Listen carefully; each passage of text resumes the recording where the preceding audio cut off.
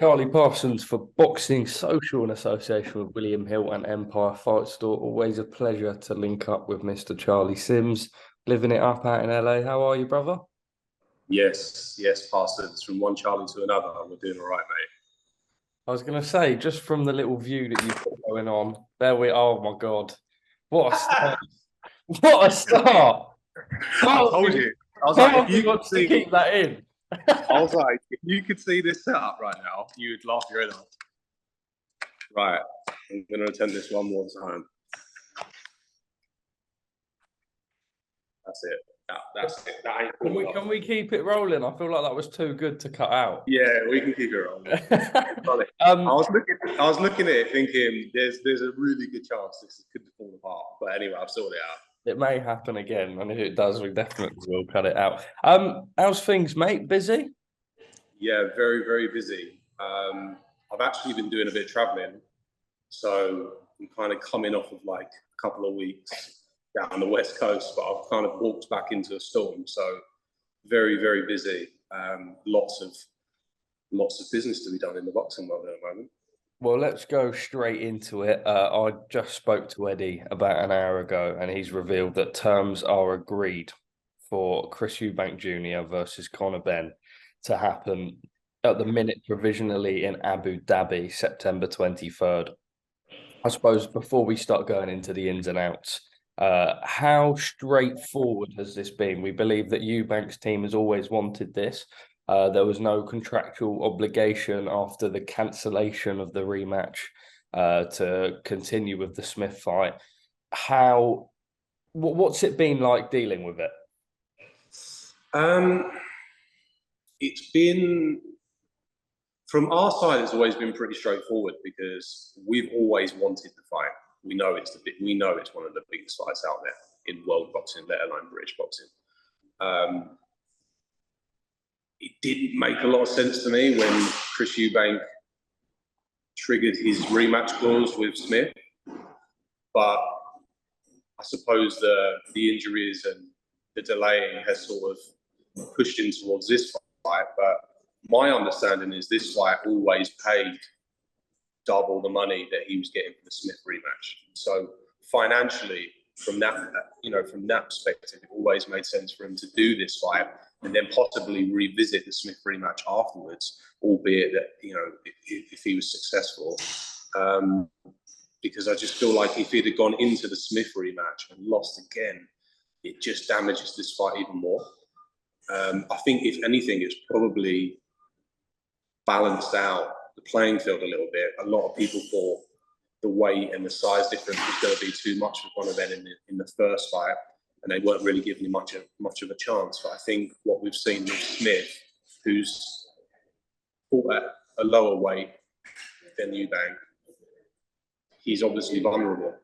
And I think if we're looking to do or revisit the Conor Benn fight, we're going to do it at 160. We're not going to do the rehydration at 157, I think it was before. We don't really feel like, well, I guess, we were just trying to make it a bit more even before, We weren't trying to drain anybody or put anybody in a bad position, just trying to make it fair. And Chris had already suggested that he could do 157 originally. So we just made the fight where him and his team wanted to make it. Obviously, seeing the photos of him on, I think it was weigh-in day or fight day, it was pretty clear that probably wasn't a safe weight for him to suggest. So if the fight does get remade, I believe it's agreed at 160. To go back to your question, has it been easy to deal with? Not really. It's kind of been coming and going. Obviously, Conor Benn is free to fight wherever he wants at the moment, apart from the UK, because of his pending case with UKAD. But I think we've kind of been going through the process with UKAD and trying to figure out whether we can come to some sort of conclusion, which I feel like now we're the closest we've ever been in terms of finding a conclusion. And I think hopefully in the next few weeks we'll find out. And if so, that fight can be staged in the UK.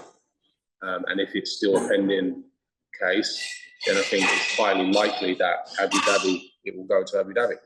But at the moment, we will see. But yes, there's been a lot of reports that the fight has been agreed, and from our side, it's pretty much agreed. And I'm hearing that Chris has pretty much agreed from his side now. So it's just about finding a location.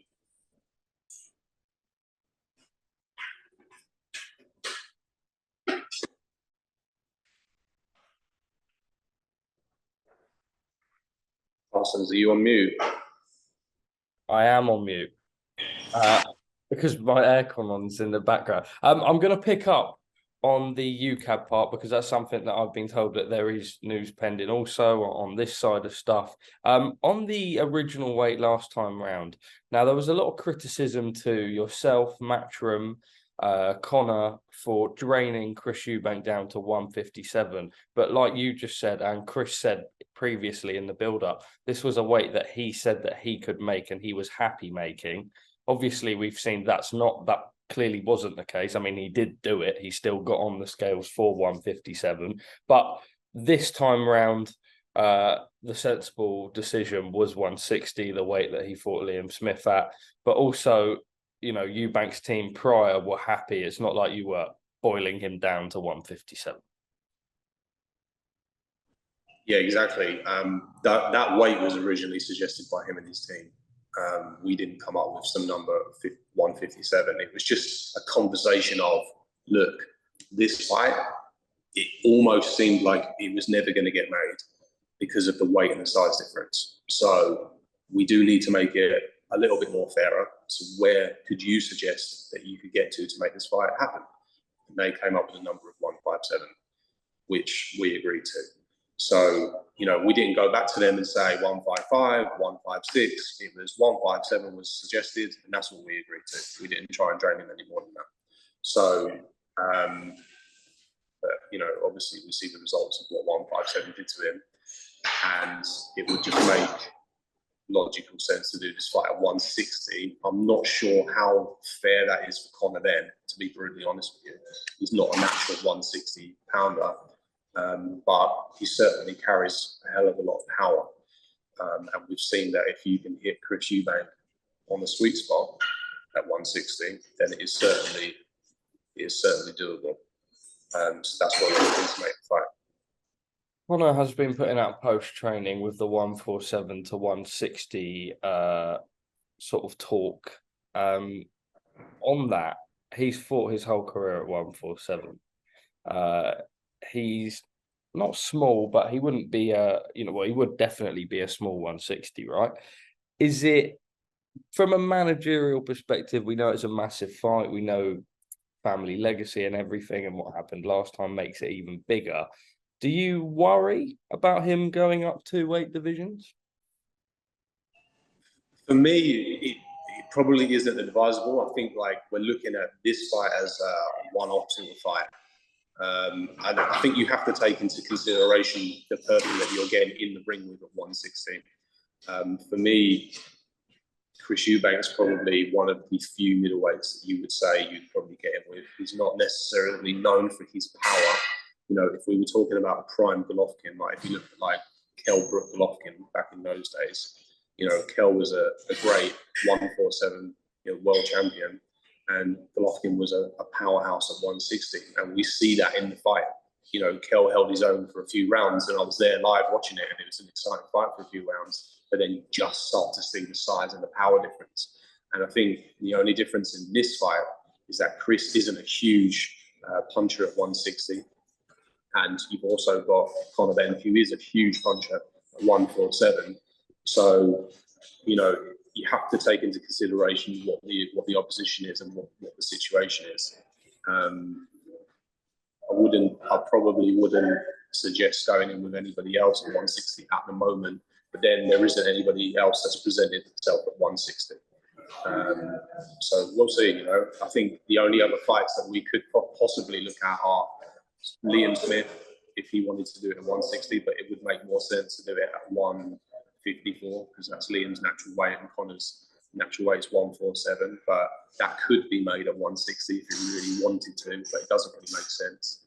And then you've got, you know, probably Jaime Munguia is another one who's kind of moved through the weight classes, although he's now in discussions to fight John Ryder at 168, which for me is a big jump up from Munguia, but that is certainly a fight we'd like to make for John Ryder. Wow. I'm very happy you dropped that on me. We're going to go into that. Just on this UKAD situation, what I was told today is that this is probably the best and the happiest the team have felt throughout the whole point. Without jinxing anything, we believe that some sort of positive end to the solution will be pending. A situation will be pending within the next couple of weeks. Would there also be, I assume, a statement with some clarity to come out? Yeah, there will be, obviously, pending the conclusion of what we're working towards at the moment, which I have to be a little bit delicate across because it is still an ongoing legal case. But we're basically coming to a head now where both parties are discussing and communicating and trying to find a way forward. Both have their arguments. Both have really, and I mean, Conor Benn's case is extremely compelling, and that's the reason why we're still talking about it today. So, you know, that's been taken into consideration, and I'm hoping that we're going to get some sort of conclusion in the next couple of weeks. And once it has been concluded, we can certainly release a statement, just explaining, you know, the process and the proceedings and the outcome of what's gone down. So for us, that would be a huge weight off of everybody's shoulders. Conor Benn, you know, feels that he should be able to fight in the UK, and he's fighting his case. So, you know, we have to let him go through that process, let him do his thing with his legal team, and hope that we can get that resolved in the next few weeks. There's huge fights out there. I mean, if he gets this resolved in the next few weeks, obviously the Chris Eubank fight is the fight that everybody wants to make happen. But you've still got Liam Smith, you've still got Kell Brook looking for a big fight. You know, they're all fights that for me happen in the UK. So I want to see him get cleared, and I want to see him fight in the UK. Just lastly on this then, Abu Dhabi, September 23 is the date that Matchroom have put out there. Obviously, you're desperate to do this in the UK. With that being said, you need a suitable amount of time to plan this event in the UK with the promotion. You still go for September in the UK if you're able to. Would it be fair to say that sort of this has to have come to a conclusion within maybe the next 3 weeks in order to prepare for a massive event staging it in the UK? I mean, we've still got quite a bit of time yet until September 23rd. So we're probably in the best position we've been in for quite a while, because every time we seem to have got to this point, the fight always seems to be extremely close, and there's never enough time to promote it and whatever else goes on in the promotion. So I think we've still got enough time. That isn't really the issue. The issue is really and truly, where do we want to do this fight, and where's Conor Benn's case? And I think that there's two things here that we have to take into consideration. From the outside looking in, it looks like we're going to Abu Dhabi because we can't do this fight in the UK. Now, that isn't necessarily 100% of the case. The deals are very, very different. If you do this deal in the UK and you do this deal in Abu Dhabi, they're very, very different. So the UK is the preferred location, but that's purely because of you can do this in a huge stadium, like, you know, Wembley Stadium, something like that. This fight is huge, and also the pay-per-view deal would be huge as well. Now, we could do this fight in Abu Dhabi, which is what we're discussing, but the deal's very different when you start doing deals in the Middle East, because you get a higher guarantee. So the pay-per-view gets slightly shifted, but the guarantee goes up quite a bit. And that's why a lot of people like going to the Middle East, because you get guaranteed big chunks of money to do these big blockbuster fights. And that's why you get a lot of fights in Abu Dhabi and Saudi Arabia, and particularly at the moment. So it's just about, one, where does the deal work? We've kind of figured out that the deal can work both ways. They're just two completely different deals. And two, it's just about what location do we want to do it in. Now, we can certainly go to Abu Dhabi and we could do an arena fight there. And we can get enough tourism, and there's a lot of expats living there that would certainly come and watch the fight. Pay-per-view would be good. We believe this fight would sell anywhere globally. But do you think, sorry to interrupt, do you think it makes a difference if you do it in Abu Dhabi? Because they're only 4 hours ahead, right? So maybe you stay at midnight for an 8 p.m. main event Saturday night. That would still do well on pay-per-view. I think pay-per-view will still do well. I think it's just a case of like location in terms of whether we do this in a stadium or whether we do it in an arena. Yeah. So I think preferably everybody wants to do this in the stadium. Everybody wants to see it probably at Wembley. Huge fight, huge ring war, 80,000 people there, whatever. So everybody kind of wants to do that. But if we had to do it in an arena, then Abu Dhabi is certainly a place that can stage it. Do you think the O2 would be realistic if it was in the UK, or do you seriously think it goes to a stadium? Yeah, I think originally the first fight was made at the O2. Yeah. So, and what we realised very quickly, because we didn't know how big that fight was going to be, was it just a bit of a fantasy fight and a fad, or was it actually going to be taken into one of these blockbuster fights? And we set it up at the O2 originally, and it sold out immediately. And I think the O2 did its highest grossing tickets, probably away from AJ. So we realised very quickly that this fight could be a stadium fight if we needed it to be. And there was huge demand for tickets. I mean, I've never experienced anything like it when that fight was in General South. So I would like to do it in a stadium, but if we have to do it in an arena, we have to do it in an arena. So maybe Eubank Ben 2 would be in a stadium. All right, Charlie, let's move on to John Ryder. We heard a couple of weeks ago that the Jaime Munguia fight was thrown around. I think John Ryder put up a post. Devryanchenko, a lot of people thought that Jaime Munguia maybe lost that fight. It was definitely a close fight either way. Devryanchenko, proven to be sort of a high-level fighter, maybe not what he once was as such, but are you telling me that this is in negotiations with Jaime Munguia? It's certainly been put out there. We've almost revisited this fight twice. This fight was meant to happen before the Jacobs fight, actually, or Ryder Jacobs, and we were discussing doing this fight then. It fell through for whatever reason, and then we ended up making the Jacobs fight. And then we've kind of revisited again. And I think, to be brutally honest with you, and this is a conversation that I put forward to Matchroom and Frank Smith in particularly about Edgar Berlanga as well. These guys, Jaime Munguia, Edgar Berlanga, they want to call out Canelo, who's by far the biggest in the division, 168. You have to go through guys, to get to those fights. And Munguia, albeit he's been a world champion in a different weight class, and he has just fought Derenchenko, which is a very high level fight. Derenchenko is an extremely good fighter, but people like Berlanga. And I said to Frank Smith, if Berlanga gets through his fight in New York next week, you need to put Ryder forward to fight him.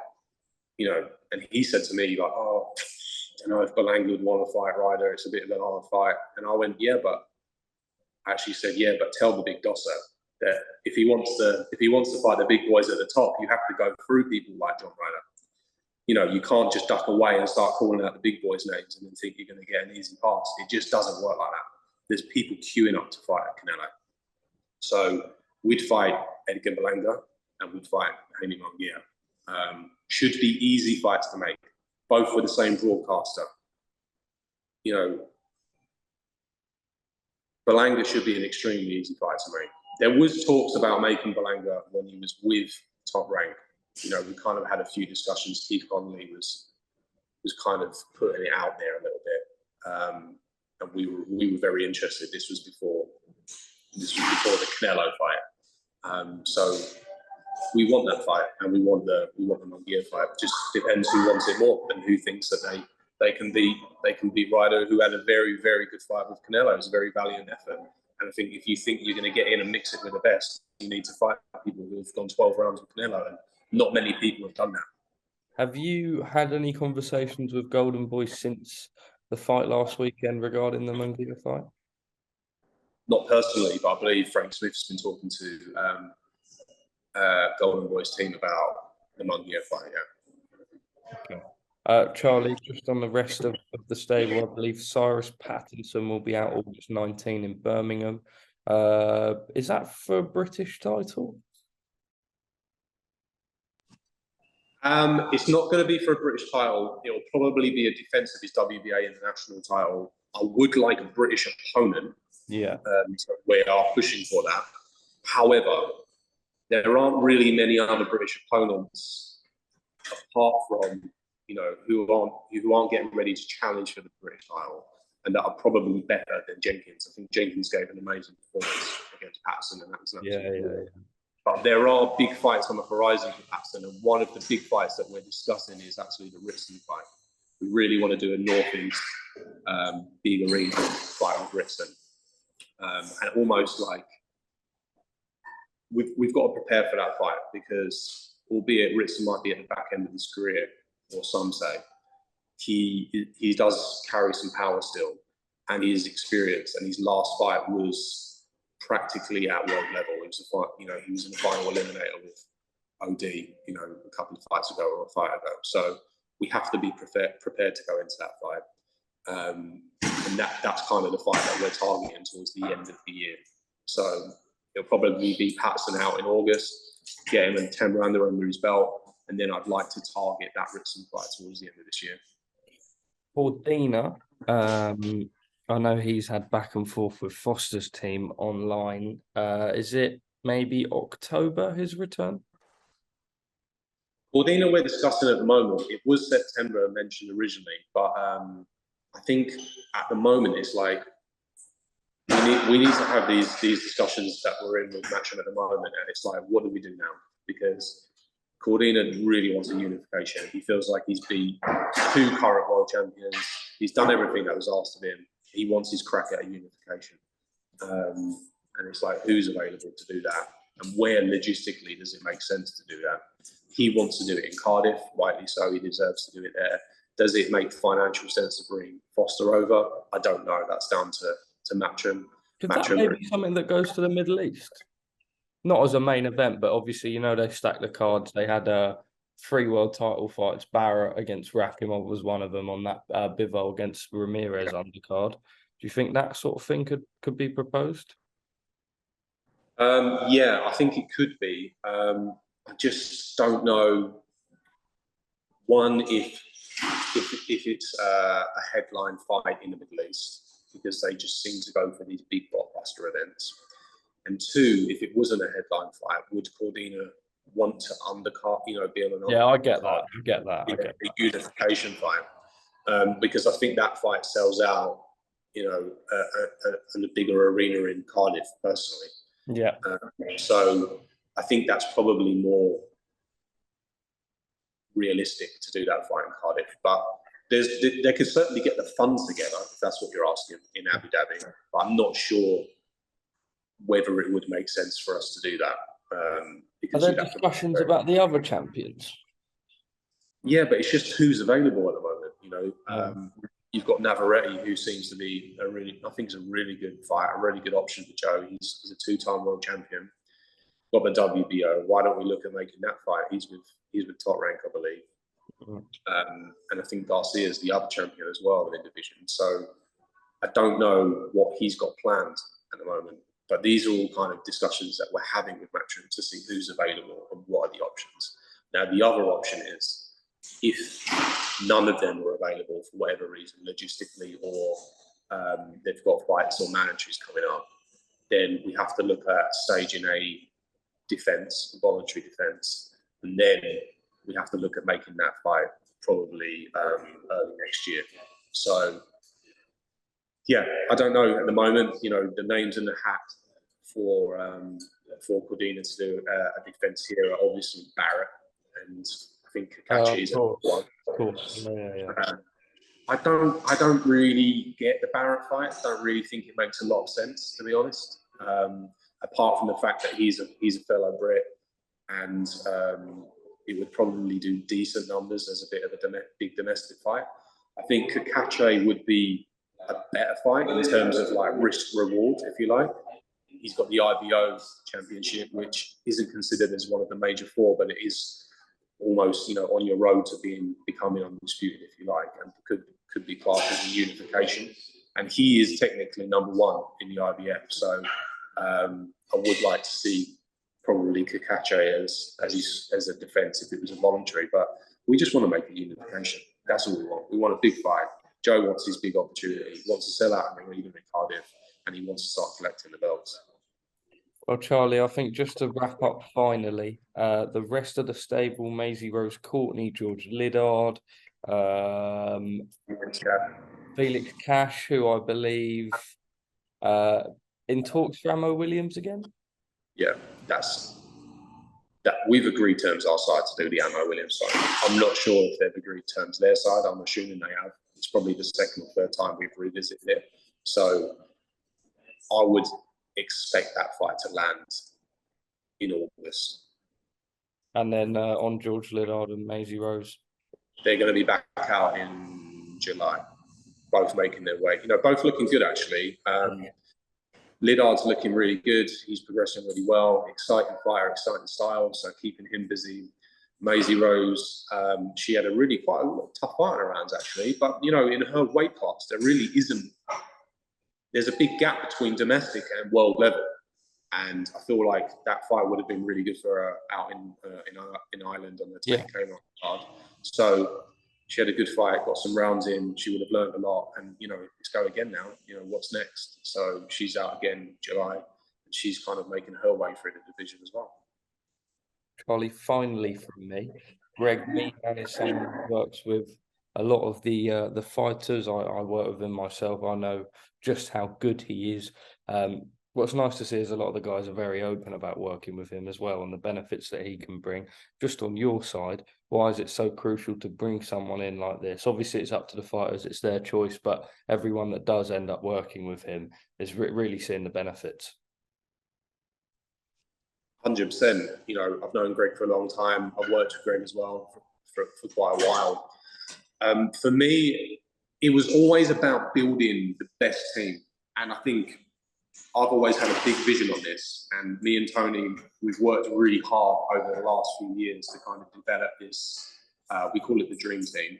And that really got, you know, I really took a lot of inspiration from watching like All or Nothing, Last Chance, those kind of football, NFL, NBA sort of teams. You know, the kind of support teams that they have around them are just huge to perform at the highest level. So, you know, we've been working hard to, you know, you've got Tony Sims, who's an amazing head coach. You've got Dan Lawrence, who's an amazing S&C and conditioning coach, probably one of the best out there by far. You've got an amazing physio team in Sam Singh. And then we've brought in mind coach, mindset, and just making sure that our fighters are mentally prepared. They're mentally prepared to go into these training camps, these big blockbuster fights. And Greg Meehan, for me, has played a huge part in that. We've seen him work with quite a few of our fighters, but one in particularly was John Ryder and build up to the Canelo fight. Yeah. You know, you have to take into consideration that when you're going into a fight like that, biggest fight in world boxing, undisputed, you're walking into the Lions Den, 55,000 Mexicans in Guadalajara in that arena in Jalisco. It was just, how do you envision those moments without getting nervous, without feeling underprepared, walking through the ring walk? You know, he's been in big fights, but he's never been in one like that. So Greg did a lot of work with him, and I think it showed. I think it showed on the night. He was in fantastic shape physically, but mentally, when things didn't go his way, when his nose got busted and he couldn't breathe, there were breathing tactics that he told me he'd been working through with Greg that got him through those hardships in that fight. And I think without those hours and hours of preparation with Greg, maybe that moment might have broken him. It might have gone a very, very different way, but he managed to recoup himself and get himself back into the fight. And I think a lot of younger fighters took inspiration from that, and they've all been working with Greg moving forward. So, yeah, to answer your question, Greg is an amazing part of our team. And for me, our team is the best team in British boxing right now, arguably world boxing. We've been delivering fighters and cycles of fighters that have all been fighting at championship level for a long, long period of time. And that comes from the vision of Tony Sims, really, who's done this for decades and decades, and who has, as a head trainer, has adapted to the new era of boxing. Yeah. So hats off to everybody in that team. They're doing a fantastic job, and they deserve all the credit they can get. But we've got huge nights ahead, huge events coming up over the next few months. I'm super excited about boxing. Well, Charlie, always a pleasure speaking to you, mate. Nice to touch base again, and I'm sure we'll do it again very shortly. I suppose just finally, really exciting times ahead.